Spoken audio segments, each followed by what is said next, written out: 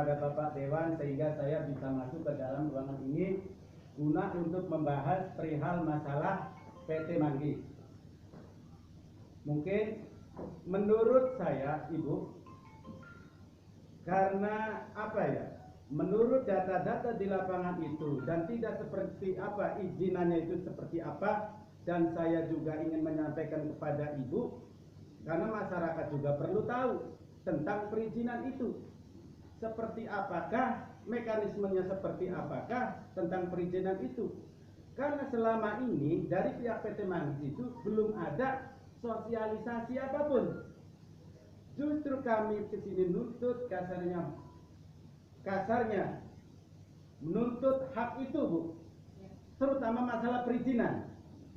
Saya minta Ibu dan Bapak Dewan agar menyikapi masalah perizinan ini dengan sungguh-sungguh dan tidak ada namanya pelanggaran-pelanggaran di lapangan. Justru itu kami juga ingin bertanya kepada Bapak-bapak dan Ibu Dewan sekalian, sudah seperti apakah perizinan itu, Bu? Itu saja mungkin kira-kira yang saya tanyakan. Mungkin ada teman yang lain ya. Akhir kata, wabillahi taufiq wal hidayah. Wassalamualaikum warahmatullahi wabarakatuh. Alhamdulillah, syukurillah wa nasallallahu muslim waddin wa alaihi wasallam amal ba'du. Langsung saja yang pertama, ini kan kita sudah melakukan apa ya bahasanya ya, usaha untuk bisa ini cepat, untuk bisa realisasi, kemudian bisa jalan bareng perihal peraturan yang ada di Indonesia, terutama kandang ayam yang ada di wilayah Tanjung Merauke. Kita 1 minggu yang lalu sudah audiensi dengan Dinas Lingkungan Hidup, kemudian ada dari Keswan. Hasilnya tidak ada hasil karena yang bersangkutan itu PT Manggisnya tidak ada. Ya. Pertama, yang dibahas kemudian masalah perizinan. Memang saya yakin, hakul yakin, perizinan itu pasti diproses. Semua perusahaan yang ada di Indramayu, yang ada di Indonesia pasti bisa mengurus izin. Tetapi prosesnya bagaimana? Karena di lapangan ditemukan banyak sekali informasi perihal tanda tangan masyarakat sekitar yang dipalsukan untuk perizinan tersebut. Yang kedua, kawan-kawan di lapangan ini merasa resah karena kandang ayam itu sangat dekat dengan pemukiman. Kalau saya bilang bukan sangat dekat, tetapi di tengah-tengah pemukiman. Ini dengan kapasitas yang besar, luasnya kurang lebih 21 hektar. Perusahaan ini tetapi tidak mengindahkan masyarakat di sekitar. Makanya kita hari ini pengen mengobrol bersama perihal itu supaya bisa segera ditindaklanjuti. Karena apa? Kalau tidak segera ditindaklanjuti, saya takut ini akan terjadi konflik horizontal antar masyarakat.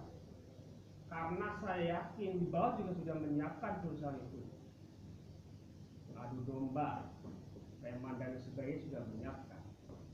Tapi kita tidak akan melakukan itu kalau ini sudah bisa kita duduk bersama dengan para pihak yang terkait supaya clear semuanya. Yang sangat naif sekali, ini fakta di lapangan yang saya tadi berulang-ulang kali ngomong bahwa jaraknya ini ya hanya sejengkal dari pagar perluas. Padahal kalau berbicara Permen nomor 40 2011, ini minimal 500 meter itu minimal. Kok ini hanya beberapa meter saja sudah melakukan pembangunan? Saya sih hari ini pengen begini, karena di sini tidak ada para pihak yang bisa ngobrol bersama. Artinya artinya kita minta rekomendasi saja deh dari DPRD ini untuk menutup sementara kegiatan itu, pembangunan kandangnya sebelum kita selesai. Dari para pihak itu apa jalan keluarnya? Benar, kamu dulu. Ini sudah berjalan, pemakaiannya belum. Ini masih pembangunan kandang. Agar selesai pembangunan kandang masih berjalan, tapi kandang yang sudah jadi dan akan jadi ini ya tidak jauh dari pemukiman. Maksud saya, oke lah Indramayu butuh investor, tetapi kata Pak Dewan tadi, ya harus taat dong dengan aturan yang ada di sini. Jangan seenaknya sendiri membuat perusahaan kemudian juga tidak merendahkan masyarakat sekitar. Amdalnya juga kita tidak pernah tahu bagaimana sosialisasinya seperti apa di masyarakat, tidak ada. Ini yang menjadi keresahan masyarakat. Hari ini mungkin baru pembangunan, ketika ke depan polusi, bau, kemudian kalau musim penghujan nanti lalat dan sebagainya. PT ini, perusahaan ini seperti apa rekomendasi kepada masyarakatnya. Ini kan harus kita clear dulu. Silakan membangun, kita juga tidak melarang, tetapi harus sesuai dengan aturan yang ada. Nah, seperti itu. Mungkin dari saya sedikit dulu. Terima kasih. Wassalamualaikum warahmatullahi wabarakatuh. Warahmatullahi wabarakatuh. Terima kasih kepada Ibu Dewan, Ibu Anggi, Bapak Dewan, Bapak Dewan, Bapak Syarifudin. Jadi di sini saya mewakili masyarakat Tanjung Kerta. Kadin ya Pak. Saya mewakili masyarakat Tanjung Kerta dari unsur kepemudaan, itu dari Karang Taruna. Sejak awal perizinan, maksudnya pembangunan atau pembebasan lahan PT Manggis ini, tidak Karang Taruna Tanjung Kerta tidak dilibatkan dalam proses pembangunan ini. Dan sampai detik ini pun dari Karang Taruna, dari PT Manggis tidak ada itikat baik untuk ajak bicara ataupun berdiskusi dengan pihak pemuda desa. Jadi yang ada di lapangan itu kubu di sana sebagai kepala desa di sana itu mengkooptasi, memonopoli pembangunan di PT Manggis, termasuk juga menjadi agen ataupun mengesebaran ke situ. Nah, menjadi supplier seperti itu. Nah, bagaimana yang disampaikan oleh Bapak Yudi dan Bapak Trisno, ya kami juga dari unsur pemuda bersama masyarakat saya ingin DPR ikut serta meninjau kembali izinnya, atau juga kalau bisa untuk memfasilitasi kami, misalkan dari pihak terkait diundang dan juga dari pihak kami juga diundang untuk membicarakan lagi hal-hal yang kiranya masih belum diselesaikan, seperti itu. Sekian, terima kasih. Wassalamualaikum warahmatullahi wabarakatuh. Terkait ternyata waktu hari Rabu minggu kemarin mediasi di kantor RH dan Jalan Dekat, bahkan Pak Kubu sama Pak Kadis menyatakan dia tidak merasa mengizinkan atau surat rekomendasi perizinan tersebut. Tapi kenyataannya di dinas perizinan itu sudah tertera Pak Kubu menandatangani bahwa mengizinkan pembangunan tersebut. Saya proses di penandatangan itu kan bukan warga setempat, Pak. Itu kan ada ring 1, ada ring 2, Pak. Kalau boleh tahu, PT Manggis dari mana? Itu Jakarta, Pak. Bahkan di Subang juga dia punya, Pak. Saya lanjutkan masalah itu, Pak. Saya cek di situ suhu sama-sama menandatangani. Satu masalah tadi yang kita bicarakan masalah perizinan, Pak. Masalah perizinan itu dari LH sampai di pertanian atau kehewanan juga dia tidak ada, Pak. Bahkan dari tata ruang itu dari PUPR itu kan sebelumnya izin keluar itu kan dari pihak dinas itu kan harus survei ke lapangan, Pak. Seperti apa sih lapangan tersebut, ya kan? Desa mana atau letaknya di mana? Tapi kenyataannya dinas terkait tidak ada survei ke lapangan, Pak. Survei ke lapangan itu 2 minggu yang lalu dari dinas LH, betul, ya kan? Itu bangun udah selesai semua, Pak, pemasaran. Jadi ini saya minta tolong sama Bapak Dewan, tolong orang birokrasi ini dinas seperti apa? Cuma duduk di meja penandatanganan, dengan ACC dengan enak begitu aja, tapi di lapangan ternyata tidak begitu. Dekat masyarakat di situ cuma beda paling 5 meter sama pemakaran. Nah, saya berpikirnya gini Pak, bukan masalah apa-apa. Ini teknis masalah Erhani seperti apa? Kita harus pikirkan, bukannya ke saya Pak. Kalau saya udah tua, organisasi saya, Pak, anak saya, anak keluarga saya seperti apa? Satu tahun segi kesehatannya seperti apa? Kita bikin komitmen dulu sebelum dia produksi. Bukannya sudah produksi baru komitmen. Itu berbicara Pak Hadi sama Pak Pugu, ya kan? Saya masyarakat tidak terima Pak. Bikin komitmen dulu seperti apa untuk lingkungan. Itu karena itu haknya masyarakat Pak. Kalau misalnya sudah produksi, ya itu beda lagi. Kalau sudah produksi dia tidak bisa lagi. Masyarakat kalau tadi kena enggak Pak. Hanya gitu Pak. Saya minta itu aja. Yang ketiga, tolong tegaskan sama Pak Pugu termasuk pasangannya Pak.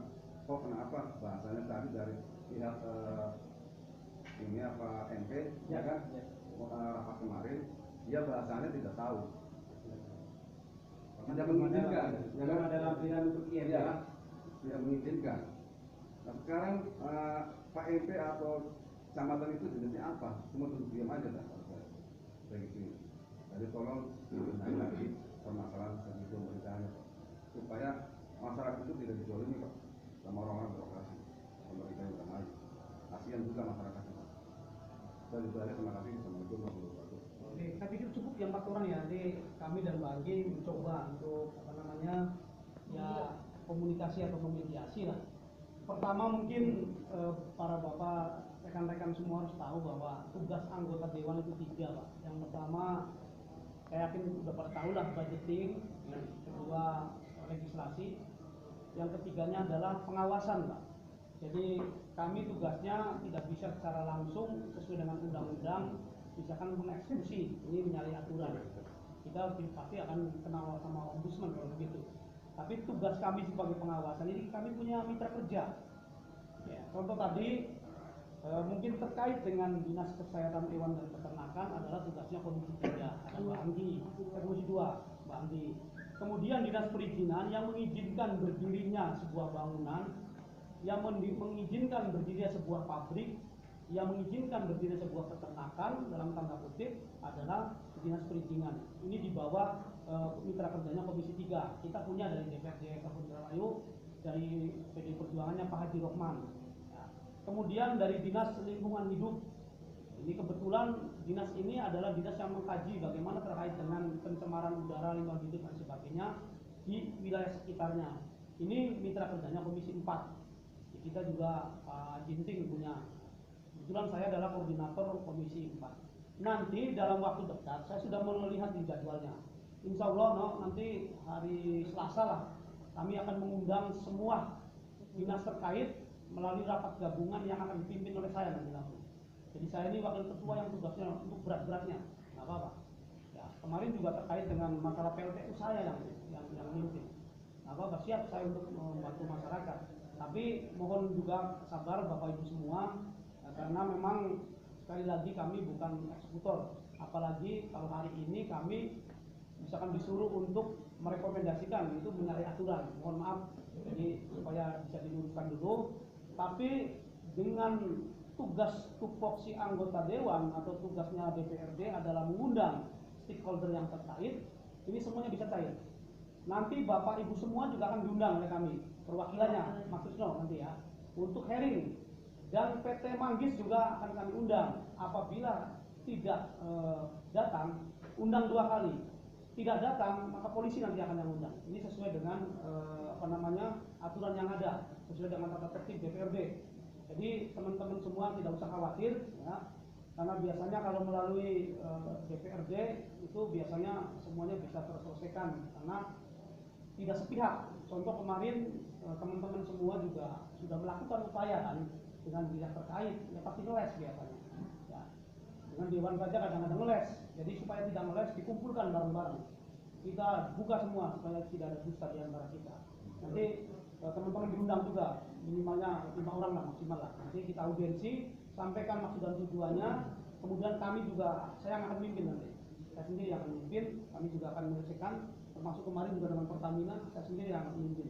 Jadi sekali lagi mohon waktu, mohon sabar dulu. Insya Allah hari Selasa, kalau saya lihat jadwalnya padat, cuma kami nanti laporkan ke Ketua DPRD, saya minta waktu untuk mengundang semua stakeholder terkait, dalam hal ini Dinas Keswan dan Peternakan, Dinas Perizinan, Dinas Lingkungan Hidup, PT Manggis, karena kami tidak bisa mengundang PT Manggis, ya. Kemudian masih Dinas Perizinan yang mengundang. Kemudian aparat desa terkait dan Muspika, ya, bukan hanya aparat desa, Muspika. Muspika itu terdiri dari camat, Koramil, dan Polsek. Karena Koramilnya masuk ke Gabus ya. Gabus Koramil.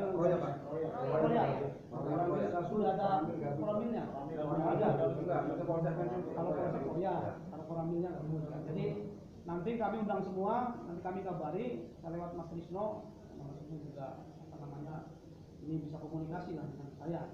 Jadi itu. Kemudian yang terkait dengan tadi usulan dari Mas Habibur Jaya selaku Karang Taruna, saya pikir di mana bumi dipijak langit dijunjung, Mas. Jadi saya sendiri latar belakangnya kontraktor. Ya, saya kalau ada kerjaan di daerah itu, maka orang daerah itu yang diambil duluan sebagai tenaga kasarnya minimalnya. Ya, sebagai minimalnya diajak kerjasama lah, misalkan sebagai pematok pasir dan sebagainya. Ini kemungkinan tidak dilakukan. Karena saya yakin PT Manggis juga akan melakukan seperti itu, tapi ada pihak-pihak tertentu tentunya yang membackingi.